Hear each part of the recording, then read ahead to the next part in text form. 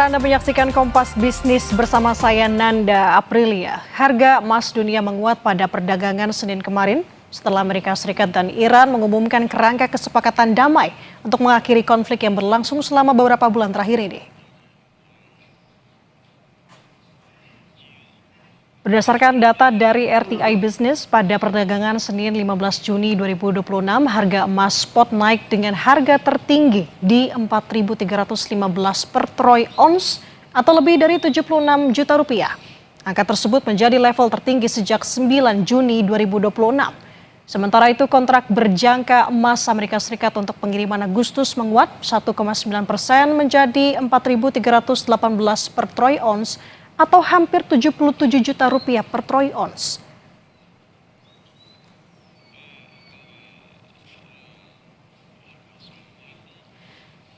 Di tengah penguatan harga emas dunia, harga emas batangan yang dijual Pegadaian tercatat belum mengalami perubahan dibandingkan sehari sebelumnya.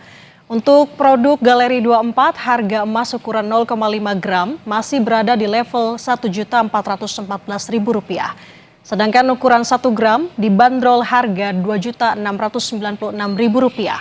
Sementara itu, saudara, emas UBS ukuran 0,5 gram dijual Rp1.464.000 dan ukuran 1 gram dihargai Rp2.709.000. Seluruh harga tersebut tercatat stagnan dibandingkan dengan perdagangan pada minggu sebelumnya. Adapun harga emas antam 1 gram berada di level Rp2.820.000.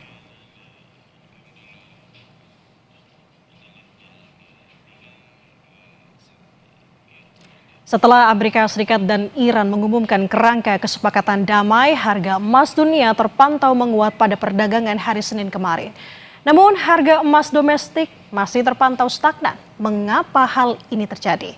Kita akan bahas bersama dengan Ibrahim Aswaibi, pengamat mata uang dan komoditas yang sudah berhubung bersama kami melalui sambungan daring. Selamat pagi Mas Ibrahim, apa kabar? Selamat pagi Nanda, kabar baik, Alhamdulillah. Alhamdulillah kabar baik. Mas, sebelum pertanyaan lebih spesifik lagi, pertama-tama ingin tanyakan kerangka kesepakatan damai antara Amerika Serikat dan juga Iran, ini kenapa bisa berpengaruh sekali terhadap pergerakan harga emas dunia, Mas Ibrahim? Nanda, permasalahan tentang Selat Hormuz ini masalah yang vital. Karena apa? Karena pada saat Selat Hormuz diblokade oleh Iran, kemudian di Selat Oman, itu pun juga diblokade oleh Amerika, membuat transportasi minyak 20% ya ini mengalami satu hambatan. Dan kita tahu bahwa semua negara itu tertopang oleh minyak mentah dari Timur Tengah. Nah, pada saat di Timur Tengah ini selatnya ditutup, kemudian tidak ada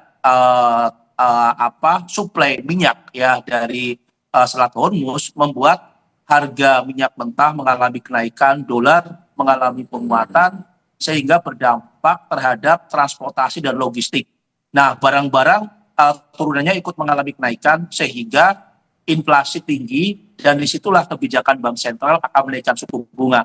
Nah, sehingga harga emas dunia mengalami penurunan. Kenapa penurunan? Karena ada perubahan investasi yang tadinya di logam mulia, mereka mengalihkan dananya ke dolar Amerika. Nah, pasca Selat Hormuz dibuka, ini akan ada perubahan lagi. Jadi masyarakat yang tadinya membeli dolar, karena rupiah terus mengalami penguatan, maka masyarakat itu akan berbondong-bondong berpindah ke logam mulia, baik emas fisik maupun emas digital. Nah, ini sudah kelihatan bahwa kemarin dua hari sebelumnya rupiah ini menguat cukup tajam. Bahkan di hari Senin kemarin itu sempat mencapai 200 poin. Artinya apa? Bahwa informasi tentang gencatan senjata yang tahap pertama ya yang membahas tentang pembukaan Selat Hormuz dengan sanksi ekonomi ya dicabut baik oleh Amerika, Eropa, ini membuat apa? Membuat harga minyak ini mengalami penurunan. Bahkan kita harus ingat pada saat Trump dilantik sebagai presiden, pidato pertama dia mengatakan bahwa bagaimana caranya agar negara-negara ini semuanya menjadi makmur. Dengan cara apa? Dengan cara produksi minyak di Amerika akan terus digenjot sehingga apa? Terjadi oversupply dan minyak mentah harganya itu adalah di bawah 70. Misalnya pemerintah di APBN itu dipatok di 70. Nah, ini yang cukup menarik. Sedangkan kita lihat bahwa permintaan minyak secara global itu hanya 100 juta barel per hari, tetapi produksi itu dari 103,1 juta barel per hari. Artinya apa? Sebenarnya kalau seandainya Selat Hormuz dibuka, ini terjadi oversupply. Misalnya, saya optimis bahwa harga minyak ini akan turun ya di bawah 80, sehingga apa? Sehingga membuat masyarakat ini akan beralih semua ke logam mulia, dan ini sudah kelihatan sekali secara geopolitik membantu terhadap masyarakat untuk berbondong-bondong kembali melakukan pembelian. Itu dari segi geopolitik. Kemudian dari segi kebijakan Bank Sentral Amerika pun juga kita lihat bahwa sebelumnya Kongres menolak anggaran untuk perang. Ya, Partai Republik, Partai Demokrat bahkan dimenangkan oleh Partai Demokrat. Banyak Partai Republik yang mendukung Partai Demokrat, sehingga apa? Sehingga pendanaan ya untuk perang pun juga dibatalkan. Kemudian ada pembatasan kebijakan-kebijakan Trump. Nah, di sisi lain pun juga kita melihat bahwa kebijakan-kebijakan Trump ini, kenapa Trump ini harus menghentikan perang? Karena harus ingat bahwa di Amerika ini akan ada pemilu selang. Kalau seandainya Amerika memaksakan diri untuk melakukan menyerang Iran, kemungkinan besar ya indeks kepercayaan Presiden Trump ini akan menurun. Kita harus tahu bahwa kemarin ya 2 bulan yang lalu itu di 35%. Artinya apa? Bahwa Trump harus berhati-hati. Nah, di sisi lain pun juga di Kongres Partai Republik pecah. Ya, mereka banyak yang tidak mendukung perang. Bahkan terjadi demonstrasi yang luar biasa di Amerika. Nah, dari sinilah akhirnya Trump menginginkan adanya perdamaian. Itu dari segi kebijakan. Kemudian kita melihat pun juga dari segi kebijakan Bank Sentral. Ya, Bank Sentral Amerika pun juga kalau seandainya harga minyak ini turun, ya kemungkinan besar harga-harga pun juga akan turun. Gasolin di Amerika akan mengalami penurunan. Harga-harga pokok, ya makanan pokok di Amerika akan turun, sehingga apa? Bank sentral yang tadinya akan mempertahankan suku bunga dan menaikkan suku bunga, kemungkinan besar akan menurunkan suku bunga. Kemudian tentang masalah supply dan demand, kita lihat bahwa pada saat harga emas mengalami penurunan, Bank sentral global itu kembali melakukan pembelian. Salah satunya adalah Bank Sentral Tiongkok itu ya di bulan Mei kemarin itu 10 ton ya 10 ton untuk logam mulia. Kemudian yang paling hebat lagi Bank Sentral Indonesia, Nanda, ini pun juga rupanya di awal kuartal kedua itu sudah melakukan pembelian 2 ton. Nah, ini cukup menarik. Artinya apa? Bahwa Bank Sentral Indonesia pun juga pada saat harga emas ini turun dimanfaatkan oleh Bank Indonesia untuk membeli logam mulia sebesar 2 ton. Nah, JP Morgan sendiri mengatakan bahwa di tahun 2026 ya pasca Selat Hormuz dibuka, kemungkinan besar pembelian untuk logam mulia atau emas batangan itu totalnya adalah 800 ton. Nah, ini yang sebenarnya membuat apa? Membuat harga logam mulia maupun emas dunia ini akan mengalami kenaikan. Nah, memang ini buah si malakama, Nanda. Pada saat harga emas naik, kemudian rupiah ini menguat, sehingga apa? Sehingga harga logam mulia di Indonesia ini stagnan. Itu, Nanda. Oke, jelas sekali Pak Ibrahim. Jadi mengenai pergerakan harga emas dunia ini, saya tangkap jantungnya dari Selat Hormuz dan juga melihat bagaimana kondisi Amerika Serikat dan Iran yang sangat berpengaruh. Jadi kalau misalkan per hari Senin kemarin kan harga emas di pasar spot terpantau menguat, Pak Ibrahim. Apakah memang ini merupakan sentimen semata dari kesepakatan damai antara Amerika Serikat dan juga Israel, atau dari sudut pandang Pak Ibrahim ada hal lain? Ya, ini adalah awal yang baik untuk emas dunia maupun logam mulia mengalami penguatan. Karena tadi saya sudah katakan bahwa pelemahan harga emas dunia maupun logam mulia itu disebabkan oleh apa? Oleh penutupan Selat Hormuz. Awal yang baik pada saat pembukaan ini, ya ini emas ini akan kembali melonjak. Kenapa? Karena harus diingat bahwa di bulan Juli Agustus perang dagang ya antara Amerika dengan mitra bisnisnya ini sudah akan berjalan. Kemudian kemarin pun juga Amerika pun juga memberikan sanksi ekonomi terhadap Tiongkok, terutama untuk produk-produk teknologi. Artinya apa? Bahwa perang dagang ini yang awalnya dijadikan sebagai isu pada saat Trump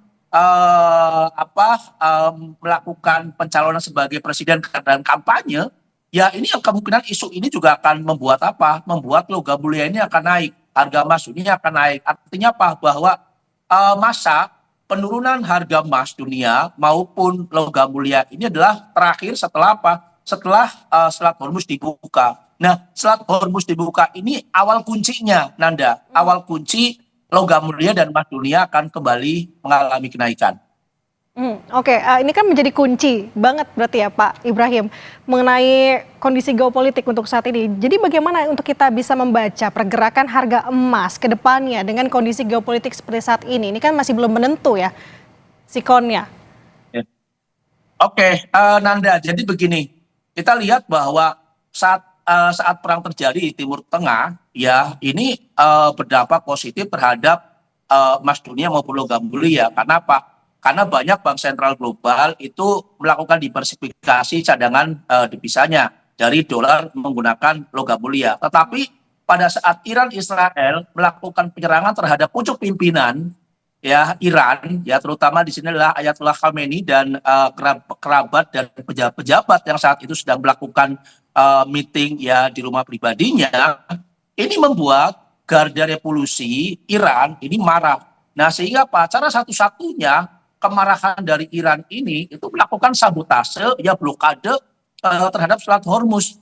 Nah, bahkan di sini juru bicara pertahanan Iran mengatakan bahwa blokade Selat Hormuz dilakukan ya karena apa? Karena pemimpin tertingginya ini tewas dibunuh oleh Iran dan Israel, dan harga minyak akan menyentuh di level 200-an. Nah, ini yang sebenarnya tuh tidak pernah masuk dalam pikiran Trump bahwa Iran itu akan melakukan sabotase untuk penutupan Selat Hormuz, Nanda. Nah, sehingga apa? Sehingga Amerika, Trump ini berpikir ulang bahwa kalau seandainya Selat Hormuz ini ditutup, ini akan membahayakan. Buktinya apa? Harga gasolin, ya harga bahan-bahan pokok di Amerika mengalami kenaikan yang membuat apa? Indeks kepercayaan ya terhadap presiden itu menurun tajam. Nah, ini awalnya jadi kesalahan strategi karena dianggap bahwa Pak sebelumnya Venezuela ya presidennya ditangkap kemudian selesai, tetapi Iran tidak. Nah, sehingga apa? Sehingga ini yang dijadikan alasan oleh Trump untuk mengadakan gencatan senjata perdamaian tahap pertama antara Iran dan Amerika, walaupun saat ini masih terjadi perang ya di Timur Tengah antara Israel dengan Lebanon. Nah, itu tidak akan malahan perang ini akan membuat harga emas dunia naik, Nanda. Nah, kalau seandainya Selat Hormuz ini ditutup, nah ini yang berbahaya. Saya sendiri pun juga sebagai seorang pengamat ini ya menganggap bahwa wah kalau seandainya Selat Hormuz ditutup, ini kemungkinan besar bukan lagi di 4.000, bisa saja di bawah 4.000. Tetapi rupanya perjanjian terjadi dan inilah yang mendongkrak harga emas dunia naik dan logam mulia akan menguat, dan bahkan saya ini ya prediksi ya saya lihat kemarin kemudian tadi pagi ada kemungkinan besar akan kembali ke level 5.400 lagi, Nanda, sampai akhir tahun. Kalau memang benar-benar Selat Hormuz ini dibuka, kemudian transportasi lancar, logistik kembali normal, ya, kemudian harga-harga semua turun, harga minyak di bawah 80, anggaplah di 75, ya, kemudian Bank Sentral Global di bawah Kevin Walsh, kemungkinan besar ini akan menurunkan suku bunga. Harus diingat bahwa Trump sendiri pada awal-awal Trump menjabat sebagai presiden, dia mengatakan bahwa dalam kepemimpinan saya di Amerika sebagai presiden, Trump menginginkan suku bunga itu kembali dari 0 sampai 0,25%. Nah, ini yang dilakukan oleh Trump dengan nota kesepahaman membuka Selat Hormuz, kemungkinan besar ya Kevin Walsh ini akan lebih lebih semangat lagi untuk menurunkan suku bunga. Nah, tinggal tunggu saja ini. Nah, kapan Kevin Walsh akan mengikuti gaya Trump? Karena kita lihat bahwa pada saat Kevin Walsh diangkat sebagai gubernur Bank Sentral Amerika, pasti sudah ada fakta integritas dengan pemerintah. Tidak mungkin Kevin Walsh itu tidak akan tidak mengikuti gaya-gaya dari Trump, karena kita melihat bahwa interview pertama ya Kevin Walsh dijadikan sebagai direkomendasikan untuk sebagai gubernur Bank Sentral Amerika itu dari Trump pasti sudah melalui beberapa interview itu Nanda. Oke. Berarti kan ini berdampak ke banyak hal ya, gak hanya berpengaruh ke harga emas saja. Selat Hormuz ini benar-benar menjadi jantung seperti saya katakan tadi mendengar pernyataan dari Mas Ibrahim. Tapi ini juga berdampak terhadap sejumlah mata uang. Banyak negara juga menguat melawan dolar termasuk dengan rupiah. Dari analisis Anda, seperti apa, Mas Ibrahim? Silakan. Nanda. Jadi saya melihat bahwa pada saat Selat Hormuz dibuka, kemudian minyak mentah mengalami kenaikan, berarti negara-negara yang mengimpor minyak ini lebih murah lagi. Sehingga defisit anggaran ini bukan lagi melebar, tapi akan menyempit. Nah ini yang membuat membuat mata uang rupiah mengalami penguatan. Sebenarnya penguatan mata uang global terhadap dolar Amerika ya karena apa? Karena harga minyak yang turun. Ya kalau kemarin secara mendadak kemudian semua mata uang mengalami pelemahan ya akibat dari penutupan Selat Hormuz, ya ini wajar. Karena apa? Harga minyak yang relatif lebih mahal, kemudian dolarnya mengalami penguatan sehingga kebutuhan untuk membeli minyak mentah ya ini bertambah banyak. Ya karena setiap negara itu pasti sudah mempunyai satu anggaran. Anggaran di tahun 2026 berarti dibuat di tahun 2025. Kemudian setiap negara pun juga pasti sudah mematok bahwa kira-kira mata uang terhadap dolar ini di angka segini. Ya, ada range-nya. Ya, tetapi rupanya Rupanya pada saat terjadi perang, kemudian harga minyak mengalami kenaikan, kemudian dolarnya mengalami penguatan, berdampak terhadap semua pelemahan mata uang. Satu contoh di Indonesia. Di APBN itu rupiah hanya 16.500. Kemudian untuk minyak mentahnya itu hanya 70. Pada saat harga minyak mentah di level 80 ya pemerintah masih bisa untuk membantu. Ya tetapi kalau sudah di atas 90 ini pun juga mengalami kesulitan untuk pendanaan. Kemudian rupiahnya pada saat rupiah dipatok 16.500 kenyataannya 18.200 sehingga Sehingga pemerintah ini harus membutuhkan dana yang cukup besar untuk Untuk menutupi kekurangan. Nah inilah yang membuat rupiah mengalami pelemahan. Nah di sisi lain pun juga kita kemarin perusahaan-perusahaan yang di bursa ini jatuh tempo ya untuk memberikan dividen. Kemudian hutang pemerintah pun juga cukup besar. Nah di sisi lain pun juga Bank Indonesia ini menaikkan suku bunga 75 basis poin. Tujuannya adalah untuk membantu pemerintah, terutama adalah Kementerian Keuangan dalam melakukan lelang surat utang negara. Karena lelang surat utang negara pada saat suku bunga dinaikkan oleh Bank Indonesia 75 basis poin, membuat suku bunga untuk obligasi tenor 10 tahun itu naik menjadi 7,4%. Nah dari sinilah akhirnya para konglomerat di Indonesia, mereka yang tadinya menyimpan dana di luar negeri, mereka tarik semua ke Indonesia untuk membeli obligasi. Kemudian pemerintah pun juga mengharapkan terhadap masyarakat Indonesia yang mempunyai tabungan di atas 3 miliar untuk membeli obligasi. Nah inilah yang membuat Membuat kekuatan fundamental ekonomi kita semakin solid sehingga rupiah mengalami penguatan. Benar, pemerintah mengatakan bahwa fundamental ekonomi kita bagus. Ya, karena pertumbuhan ekonomi kita sebelumnya di kuartal pertama itu 5,61%. Nah, 5,61% ini sudah cukup solid. Misalnya setelah Selat Hormuz dibuka, rupiah terus mengalami penguatan. Itu Nanda. Oke, nah ini terakhir Pak Ibrahim, singkat saja, dengan kondisi yang tadi Bapak sudah paparkan sampai dengan prediksi sampai dengan akhir tahun ini, apakah artinya saat ini jadi momentum yang tepat untuk masyarakat kembali membeli emas? Oh iya, ini sudah kelihatan. Ada arus balik ya masyarakat yang membeli dolar, mereka jual. Ya mereka jual, kemudian mereka pindah lagi ke logam mulia dan emas digital. Tinggal tunggu waktu saja Nanda. Ya tinggal tunggu waktu saja karena nanti pada saat tanggal 19 ya nota kesepahaman ditandatangani di Swiss ya di Jenewa di Swiss. Dari situlah perpindahan aliran dana ini akan terus menguap karena harus ingat bahwa perang di Eropa Timur masih panjang. Oke. Eropa Timur ini adalah Ukraina banyak menyasar kilang-kilang minyak di Rusia. Ini yang membuat apa? Membuat ketegangan baru, kemudian kebijakan Bank Sentral Amerika, perpolitikan di Amerika, kemudian supply dan demand. Ya ini yang akan membuat harga emas dunia, harga logam mulia ke depan ini akan naik. Saya masih optimis, Nanda, Oke. bahwa logam mulia ini akan kembali ke 3.200.000-an. Tinggal tunggu waktu saja tahun ini. Oke, itu saya garis bawahi. Tinggal tunggu waktu saja ya. Terima kasih Ibrahim Aswayibi, pengamat mata uang dan komoditas sudah berbagi perspektifnya bersama kami di Kompas Bisnis pagi ini. Sehat selalu Pak Ibrahim.